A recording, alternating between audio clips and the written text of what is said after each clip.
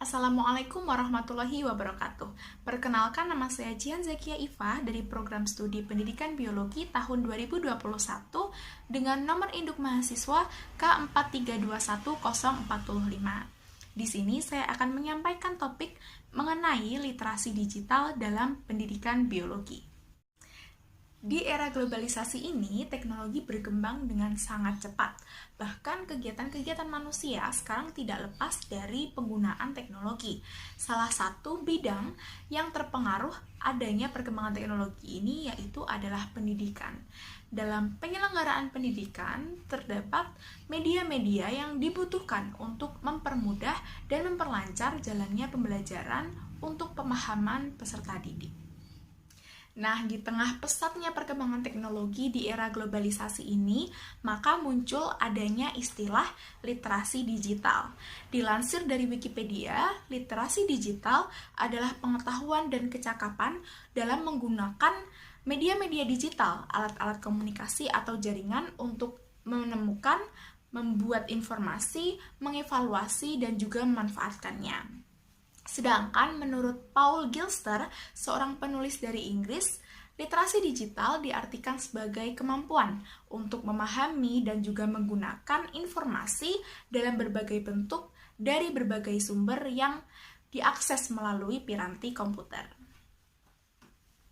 Nah, contoh dari penerapan literasi digital ini sangat kita rasakan di tengah masa pandemi COVID-19 seperti ini. Contohnya adalah pelaksanaan kelas secara virtual melalui Zoom maupun Google Meet yang memudahkan pembelajaran.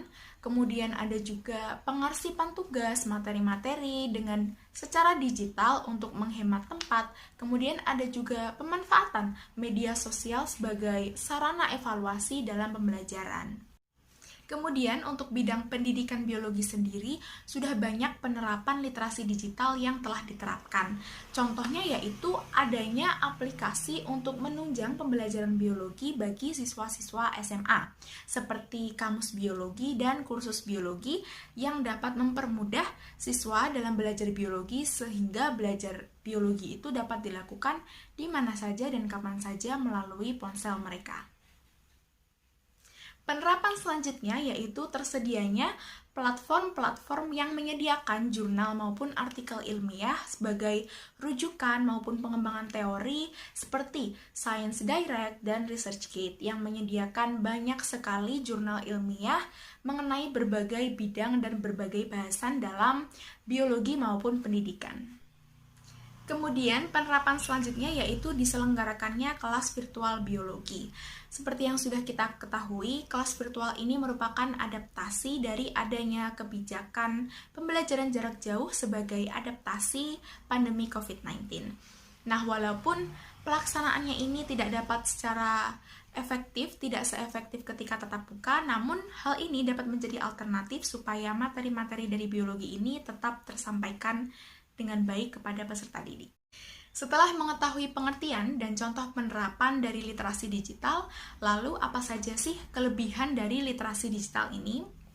Yang pertama, literasi digital ini lebih menghemat waktu karena dalam pengaksesannya terhadap informasi tertentu tidak membutuhkan banyak waktu. Kemudian yang kedua, literasi digital ini memungkinkan kita untuk selalu terhubung dengan teman-teman kita, sehingga kita dapat bertukar informasi, bertukar pikiran, dan berdiskusi. Kemudian, yang ketiga, literasi digital ini juga memungkinkan kita untuk up to date dengan informasi-informasi yang aktual, sehingga kita senantiasa terlalu ter-refresh begitu informasinya. Nah, itu tadi pengertian, contoh penerapan, dan kelebihan dari literasi digital. Cukup sekian topik yang saya bawakan. Terima kasih atas perhatiannya. Kurang lebihnya mohon maaf. Wassalamualaikum warahmatullahi wabarakatuh.